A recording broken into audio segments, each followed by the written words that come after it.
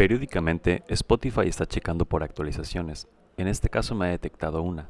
Como se puede apreciar, me indica que hay una actualización pendiente y que debo de reiniciar para que se aplique. Obviamente, no vamos a hacer eso. Antes que nada, quiero mostrarles la versión en la que me encuentro. Como ven, me encuentro en la 1.166.578. Inclusive ahorita Spotify me está avisando que ha encontrado una nueva actualización y que debe de reiniciarse para aplicarse. Pero obviamente no haremos eso.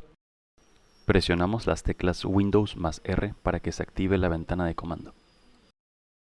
Escribirán este comando, que por cierto también estará en la cajita de descripción, y le dan Enter.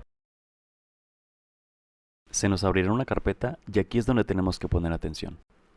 En mi caso, Spotify ya había detectado la actualización y por lo mismo creó una carpeta llamada Update. Puede ser que ustedes no la tengan, y si no la tienes, créala. En mi caso ya la tengo creada, y lo que haré primero será entrar a ella y borrar su contenido. Una vez eliminados los archivos, regresamos a la carpeta anterior.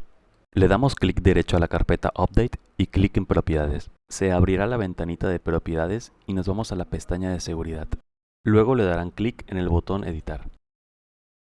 Aquí le negarán los permisos a todos los usuarios que tengas en tu computadora, así como lo ves en el video. Una vez que termines, le das clic en Aceptar. Aquí te saldrá una ventana de confirmación. Tú dale que sí. Si todo sale bien, deberías de intentar acceder a la carpeta y aunque te pida acceso administrativo, no podrás hacerlo. Si regresamos al Spotify, nos seguirá marcando de que tenemos una actualización pendiente. Les enseñaré por última vez la versión en la que me encuentro.